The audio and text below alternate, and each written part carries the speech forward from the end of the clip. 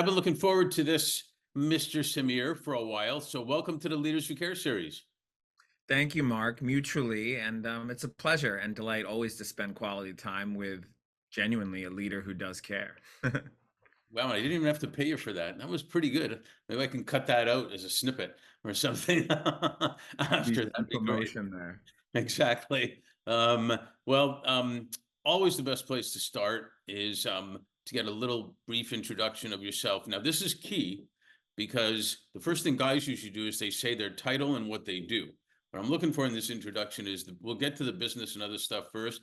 Tell me about who Samir is in the sense of where you are now, where you're from, family, what's your favorite color, maybe something you've never told anybody else in the world and you want to reveal it now, stuff like that. Well, it's funny that you asked that because I'm oftentimes engaged to speak on a subject that's near and dear to me, which is networking and building relationship capital on and offline. And there's that question people oftentimes ask when you're at an event, what do you do? And it's that question that like, oh my goodness, like now everything I say is going to define me. And I never, although most, I think you said guys relative to women introduce their title. That's something I never share. I always say, first and foremost, I'm an educator. I'm passionate about learning and helping others make the most informed decisions. And I believe that when you learn, that's the miracle of compound interest applied to knowledge. And I do that by authoring content, by speaking at events all over the world that I've done for the past 15 years. And I found that that also helps me just be a person of value. And so a little bit about Samir, born in upstate New York, go Bills, although I'm a diehard Eagles fan. And uh, I moved to Pennsylvania when I was about 5, and my parents owned a gas station. So I'm of Indian American descent, and they owned a Quickie Mart to go on the stereotypes. Actually, kids did call me Apu in school. And like I was like, what is Apu? Like I don't know what that is because I didn't watch The Simpsons because the Fox was, I had those bunny rabbit ears on the TV that we had to use in order to get the signal in. But I learned a lot about self-reliance and being able to deal with people at a very young age. I was always that kid that babysat kids, mowed lawns, shoveled driveways, and founded 2 startups when I was in college at Georgetown University and learned a lot about the last one to get paid and first one to fix all the problems, and had a business partner walk out with a significant amount for a college business and unearned revenue, and learned a little bit about trust. He was kind of walking around holding his girlfriend's hand while I was hauling laundry bags, and that didn't make me happy. But I did not approach that in a non-flict type of way, going on to some of the training that we just had with our Girl Power Talk team. And I always had a passion in finance, and so I'm someone who that worked as a banker, and that led me to kind of other areas. But you Well, we'll know, get into that. Tell me a little bit more about do you have a partner? Do you have kids? Things like that. married, no kids, and I think that I'm someone that just tries to live each day to the fullest and be somebody that tries to add value one day at a time. It's one of those things where try to spend my time effectively when nobody's watching. So, that is reading books, working out, and working on our businesses and our nonprofit organization. And, it's true, you never work a day in your life if you Love what love you what do. you do. So when you were a kid, and I think what you're talking about is it's kind of gone by the wayside a little bit. Summer jobs and mowing lawns and this and that and the other, where you learn so much about everything. And I remember delivering the TV guides when they were like this big when I was a kid, and they were like, I don't know, 15 cents or 20 cents, ridiculous amount, but way back in 60s when I was like 10 or something, and or 9 and 8. And this one lady for a 15-cent TV guide gave me 25 cents each time. And she told me why she gave it to me because of how I acted and how I did this and that, whatever it was. And, so it's interesting. And we'll get to influencers later, how you learn from a lot of the stuff you just talked about that you did as a kid and so on. So good for you. So obviously you were a reader and whatnot. Did you play sports, music? Mhm.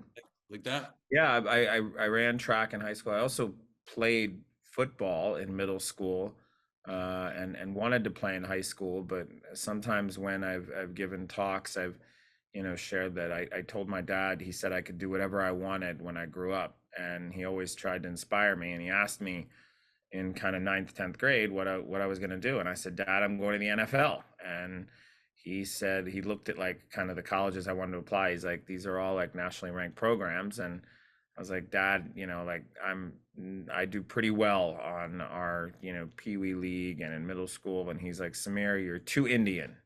You're never making it to the NFL. You need to consider something else. And so, yeah, that's oftentimes how I explain I got into finance. And of course, I'm just passionate about enjoying the journey and being able to connect with people that share in a similar foundation of integrity and stewardship. And I think that's what makes life fulfilling.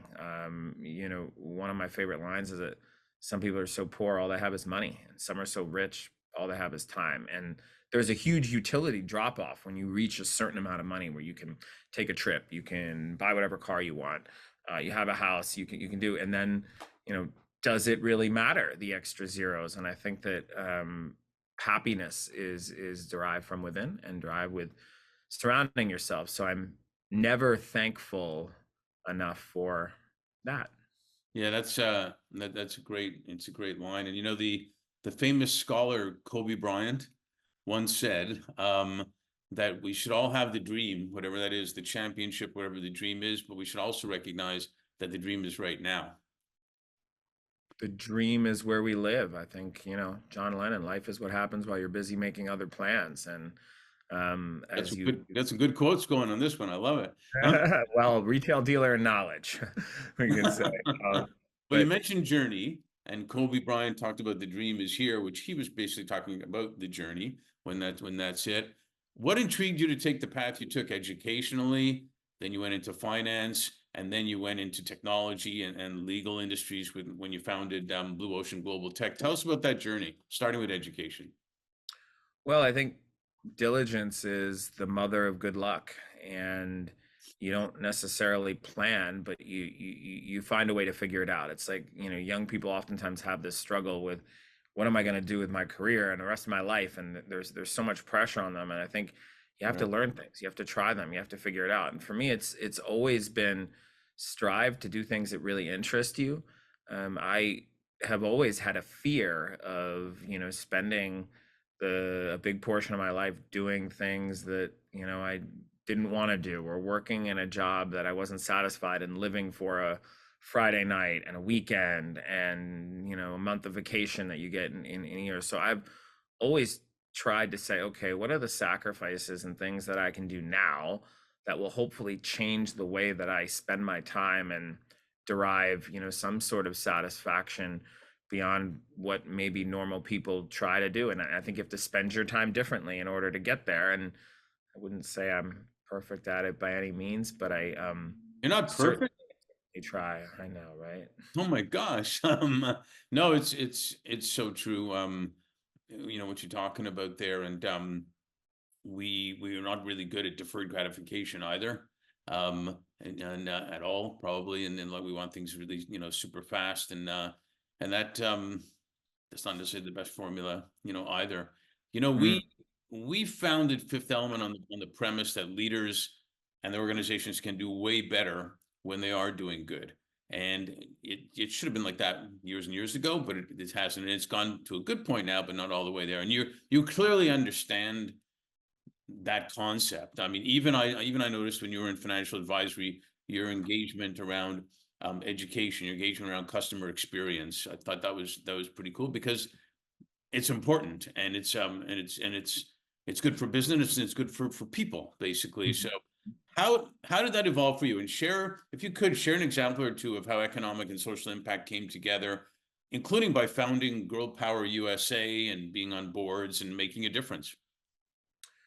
Well, I think one, there's this challenge that I've had my life is you really care. And that Churchill notion of we make a living but we get a life by what we give, and you get so much happiness by giving to others. And I try to give without remembering and receive without forgetting. I think where young people, especially in today's day and age, where there is more awareness and more proclivity for genuine social impact and doing good than ever before, but there's almost like this bifurcation where like you have to choose, like if I'm going to go to a nonprofit or NGO, or I'm going to have an ambitious career that is going to be potentially more financial rewarding. And for me, it was always a little bit sad that I think that they're potentially mutually exclusive. Yeah. And so I've always tried to do both. I think at many times I haven't necessarily been successful at it, but I've been mindful about it, and that's something that I think has allowed me to be able to create a path of for others to be the same, and to create an organization where you can do both. And I think I'll just, give you an example of a colleague of ours that we have at Girl Power USA and Girl Power Talk. Her name is Kautar Wanji. She is based in Uganda. And through Girl Power Talk's system of identifying brilliant young people, she'd applied. And we were so excited. We're like, oh my goodness, we have like a couple applications from Uganda, and this woman Kautar seems good. And we onboarded her to Girl Power Talk, which is a real company. And it was a real struggle because of internet and because of just learning and where she was at. And she had real challenges on the personal front and being in med school. And I remember thinking, okay, we reached kind of the 3 month point. This is where we decide, hey, is it kind of working out? And it hadn't worked out. And I remember running, I was running 5 miles, and I was thinking about things, as I tend to do when I run for sure. And I remember thinking, how are we ever going to make an impact and difference in a place like Uganda if I give up on somebody? And then you have the other realities of like you're running a business and you're paying people. So what do you do there? And we stuck it out. And then the executive director of our foundation came on to Girl Power Talk before we even formed the foundation. And she was a great mentor to Kautar. And she's just grown and blossomed since then, and is going through medical school, and we're paying her tuition, and she's an Mm. educator and somebody really inspirational for others. And at this point she may not believe she's inspirational, but she is. And so now we have an initiative, once we'd formed our foundation, of actually supporting doctors in Uganda. And that's been something beautiful, I would say. Yeah, that's spectacular. You never know where the dot's going to go to the next dot and the next dot, if you will. And that's and you never know, as they say, how many Einsteins are in this whole crowd of refugees or what or whomever that we're not letting bloom, and the benefit that we're going to get in all different ways. So, but pretty great story. And are there any special boards you're on that you found you've made a difference in?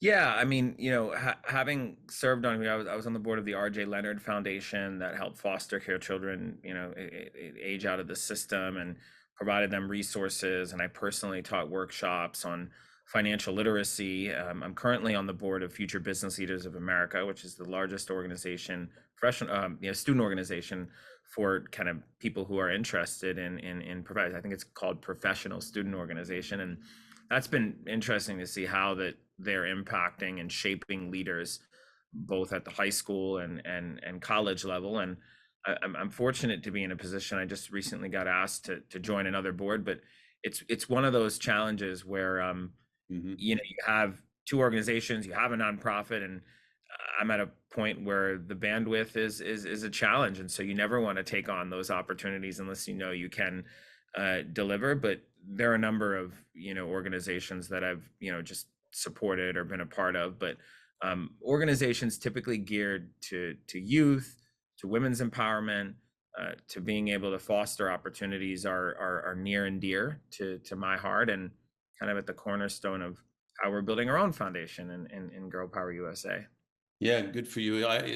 Personal opinion, I think it's going to be the women, the moms, and the youth that are going to, if you will, not to be dramatic, save the world at the end of the day. So I put that up there as my opinion, which should be a longer discussion that we don't have time for right now. But but I truly believe so. They they say the fourth industrial revolution is about technology. Now AI obviously has gone rampant, but there's also, virtual reality and other technologies that are there. And the fifth is supposedly about and should be about humanity.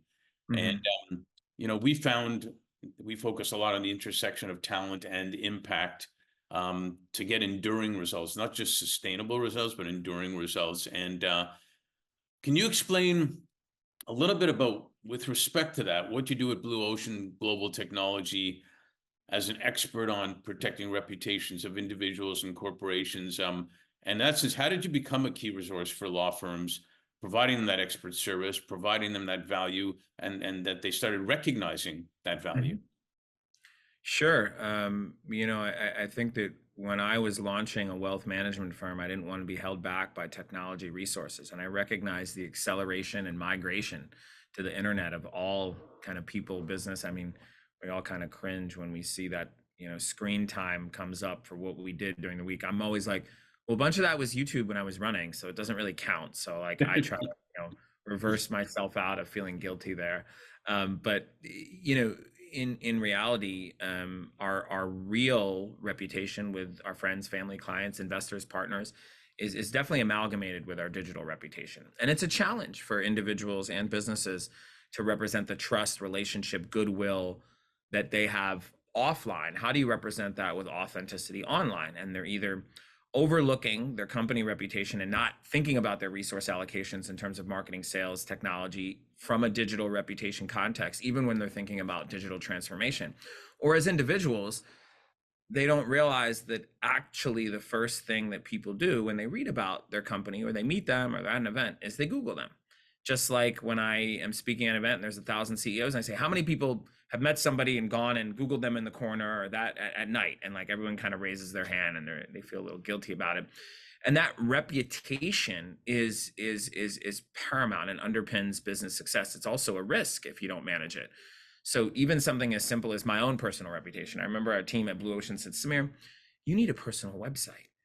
And I was like, that's so narcissistic. Like, I would never want that. And then they like kept saying it. And they're like, well, people look you up when they're thinking about doing business with Blue Ocean, and you can control the narrative. So I think that having a narrative that represents your strengths, your capabilities, your accomplishments is important. And it also insulates you from negative information that can come out there. I'm thinking of a prospective client that I just got referred. He runs a pharmaceutical company.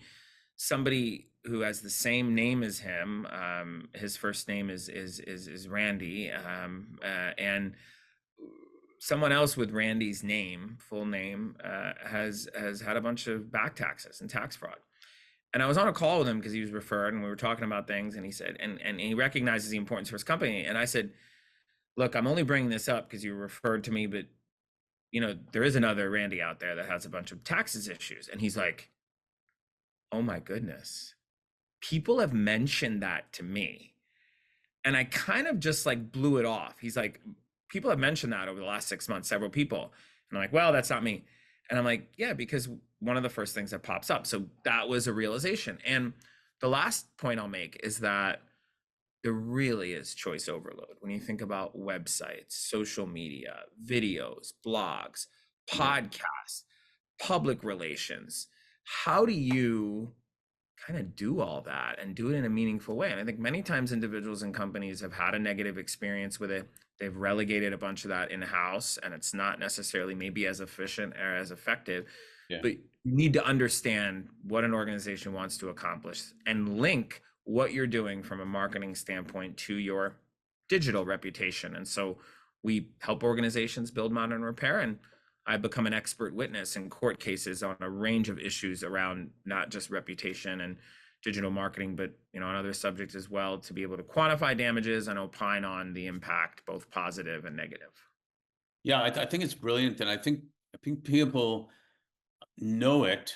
They don't necessarily have the time to address it when they should. I had this discussion even this morning. It was about, IBM can afford a bad hire, a startup can't, type of thing. And these days your reputation can be hacked into in a heartbeat, and especially with AI. Look what's happening with Taylor Swift right now, for example. Just AI, and stuff that they're putting out about her that's not her, and type of thing. So I think AI is great and a lot of opportunities there, but there's always risky stuff. And I think what you're doing is really cool, not only from a financial business aspect that it's needed, but there's a lot of people, probably most of us, that don't have the time or knowledge to protect our stuff all the time, and who we are, because that is really the whole ballgame of who we are. Not to sound, you know, obvious, but of who we are. And if you're looking for a job, or you're getting a loan, or you're going to be a partner, or you're going to whatever, it's going to come up. And so it's good to hear that there is a sheriff in town, as they said. And his name is Samir, I guess. So, Look, we're not for everybody. We work with a pretty exclusive, sophisticated group. I think anytime there's opportunity in business, there's a lot of people that kind of join that industry. We found a niche in just being able to do it the right way. I was referred a school superintendent who had some disagreements, based upon him following the board's orders, and then, people had complained, so they kind of made him the scapegoat, and now he can't find another job. And he's like, look, this is my budget. I've talked to two companies, like, can you match it? And I said, look, I'm going to give you the questions to go back to those other companies. I think sometimes we kind of overlook the importance of our digital presence. And it's more than even just your opportunity set with respect to a job or business. It's about legacy. It's about information that people can find out about you. And I can think of a police chief that we've helped, where he was falsely accused of something, it was dismissed, and now that information is permeating out there. And so I think we need to kind of move past this notion that, hey, we can't control the results there, and what we say outline, well, if it shows up, then hey, those are the things that best represent me. And we need to proactively curate a presence. And many times people just overlook, Mark, the time and resource allocation, just how much the return on investment can be when you have the speed of trust. I can think of a law firm in New York that recently hired me, and the partner is, one of them is a woman, and she said, Samir, we were supposed to hire from our client, quote unquote, the most experienced and the best expert. And I know you have a page of case history. This other person that we're also considering has 2.5 pages. And she kind of went through this. I was like, look, I understand, I don't have, kind of maybe the gray hair of that person. She's like, exactly. But she's like, we're going to go with you. And I'm like, okay, I thought this was going a different way. She's like, you're doing the things in your life that I go to bed at night being a Yale Law School grad, and I always told myself I'd be doing, and I'm not. And if anything, that's inspiring. And maybe through this collaboration, I can get more involved in some of the things that you're doing and giving back to women. And I was like, wow, people are making decisions on me and who I am, and deciding to hire me for things that have something completely, a different kind of mandate. But that's the impact of reputation. absolutely. People want to work with people they trust. They want to work with people that they think are good, which is too general a term, but good. And there's a reason we work with leaders who care and trademark that thing just for that purpose. And you said you're great about legacy. It can affect the kids of that person, and the kids and the kids as well, depending on how big a thing it is. So finally, or almost finally, we find that it's the leaders who care about their employees, they care about the communities, local to global, are the ones that attract the high quality talent who actually want to go to work with leaders who care about where they can make money and do good at the same time. You shouldn't have to give up one for the other anymore, like it used to be. What's your thoughts on the there's a big word, competitive advantage girl power talk offers the girls that are involved, and why leaders will look at them and what they offer them more seriously and more positively because of the experiences that you're giving them? Well, I think that one, all organizations are looking for malleable people and talent that can be kind of the extraordinary fit. It's like, if you get the right person, that is worth more than 10 of kind of maybe the B type of fit in your organization. And so being able to find people that, maybe it takes a little bit longer in terms of teaching them the right habits, but Some people have the same year of experience, 5, 10, 15, 20 years in a row, and experience is relative. And so when you're thinking about the way that the dynamics of business and organizations have changed, it's like if you look at the S&P 500, you look at IBM with 400,000 employees in India, but we think of that as a blue chip United States stock. It's the medium-sized companies, it's the larger nonprofit, all these organizations and even small businesses that are an inherent disadvantage to bigger players.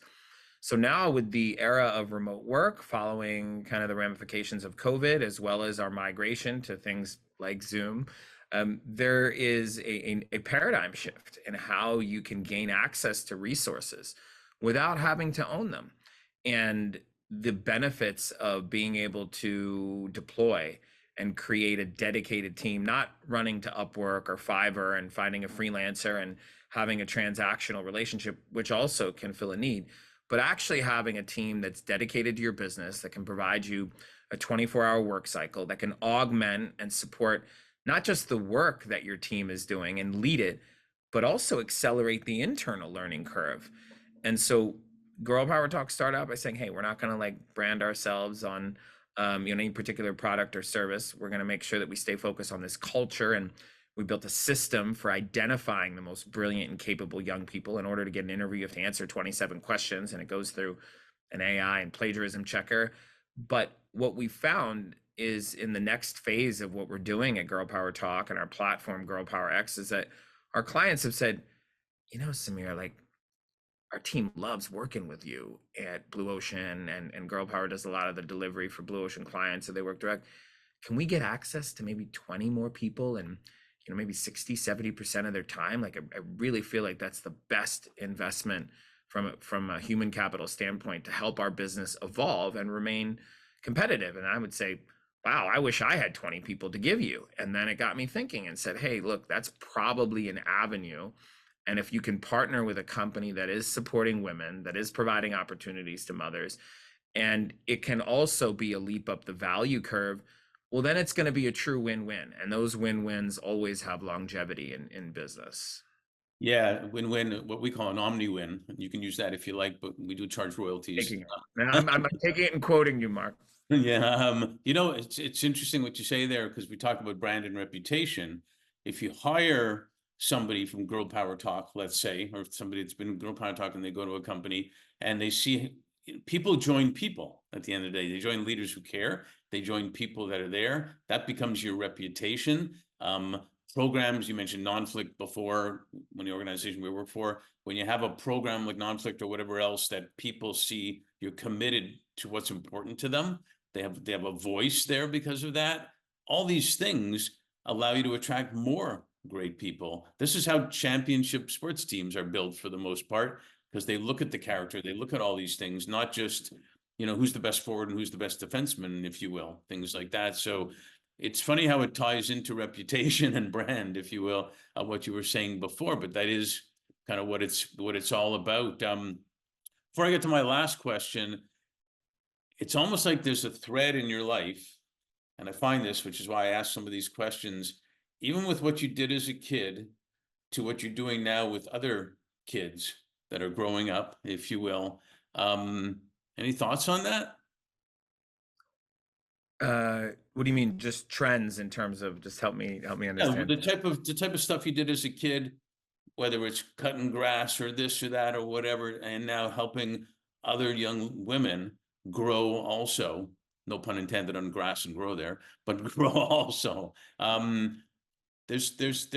find there's threads in people of how they are early on into what they do later. Well, I think that curve of what you're able to do in life and your opportunities is set up relatively early. And so I think if you look back, even going back to the Roman times, the older generation always says this younger generation doesn't know what they're doing. But I think young people are brilliant, and Yep. technology is wonderful. And, isn't it ironic that it brings us close to people like you and me and how we've connected that are far away, but it also takes us away from those right next to us. And I think that my perception of that is maybe a little bit biased, because the way the young people that I interact with have gone through kind of a rigorous process in order to get into our organization. And of course, I interact with young people across different organizations in multiple capacities. But the one that I've really gotten to know and that I work with, we seek out people that already have a foundation in communication and they're well read and they get excited to talk about their favorite book. Of course, not all of them, but Sure. I think that generally people who know that you really care, and if you invest in them and help them in ways that maybe others wouldn't, one of my greatest compliments is people come back to me and look, whether they leave for their own reasons or we kind of say that, hey, time's run out here. People come back to me and thank me all the time with the way that I've helped them, the way that I've treated them. And they said, you know, Samir, I never really, I went to grad school. I went to two different companies since, and I never really understood how valuable it was spending time with you and the way you treated me, because I've now gone on and I see that actually the world is tough and people don't really care and they don't take the time to invest. And so I think that the good in people is there. I think you have to go out of your way to try to bring it out. And that comes with that personal connection. Yeah, it does. And there's an expression, I'm sure you know it. People only care how much you know until they know how much you care. Was thinking of saying that, and then I didn't want to fumble it here. So yes, that is Teamwork. and I really try to go out of my way on the very same to really help people and be the mentor and friend and the colleague and the new contact, the new client, whatever it is that I wish I always had. And having been in some larger companies, it's tough when you're young and you have ideas and nobody cares, or people take the ideas and implement them themselves, and it's discouraging. So even something as simple as giving young people a platform to publish on Girl Power Talk, or our new platform we're launching soon called Her Conversation, giving them an author page is something that I look back, and when a lot of my work was maybe not used under my name and was taken elsewhere, I said, you know what, I'm going to do the opposite. Yeah, it's I've got one last question, but we're going to talk about influencers. Influencers can be negative or positive on how you take it as you go along, and but it is amazing how much of an impact you can make by caring with people, and they just go to all sorts of altitudes after that. One client told me a while back, maybe about a couple of years ago, they were talking about the year 2020, and they said it was the year that flew by slowly. And I thought it was like an interesting line in itself. And it sometimes feels like 2020 was yesterday and years ago, all at the same time. It was just kind of amazing. With all that's happened, what are you most grateful for, and what are you most hopeful for? I'm grateful for the flowers outside, the snow that falls. I get grateful for peace, but mostly I think it's when you put positive energy out there in the world and you really help people, it comes back to you so much. So I did a call recently with a new client, and they're like, can I get some of your energy and bottle it up? Like, where do you get it from? I'm like, it's karma. It's doing a bunch of things that maybe you think, and there were certainly times in my life where I've been told by, more people going into what seemed like, triple digits, that what are you doing? Like, you're flying over to India to study the Indian education system. You're working on women's empowerment, and you're a CFA charter holder, and you left banking to start a company that focuses on digital reputation and technology development. Like, what are you doing with yourself? Like, to be everywhere is to be nowhere. And so I think that the positive energy that I get back from an organization like Girl Power Talk, from I think of a young woman in Nigeria named Eno, who we helped because she set up a website, and somebody who set it up was taking all the donations, and now she's actually part of our foundation, and we're applying for some joint grants. And the gratitude she had when we were able to cover rent because she wasn't able to make it. So those things give me gratitude that I'm in a position where I can make small differences. It's Mother Teresa talked about, I we don't can think all do there. small things. Yeah, I don't think there's small differences. I think every difference is a big difference. And what are you most hopeful for? Leaders are dealers in hope. I think a brighter future for youth. I think that for so much of history, women have been relegated to the sidelines, and now it's in vogue, to be able to support women and provide them opportunities, whether it's DEI or whether it's. So I think the injustices in history of patriarchy, and think about all that society accomplished with women largely relegated to the sidelines. Mhm. That is changing, and being a part of that and being a pillar of that is something, you know precious. It's anything and everything, and yeah, something I'm never thankful enough for. Yeah, go moms is what I say. Go moms. Right Hey, on. thank you so much for being a leader who cares, and and not only a new business relationship, but a new friend, which is great. And for sharing, your stories, your wisdom, your experiences. Thanks a million. Awesome. Thanks for having me, Mark.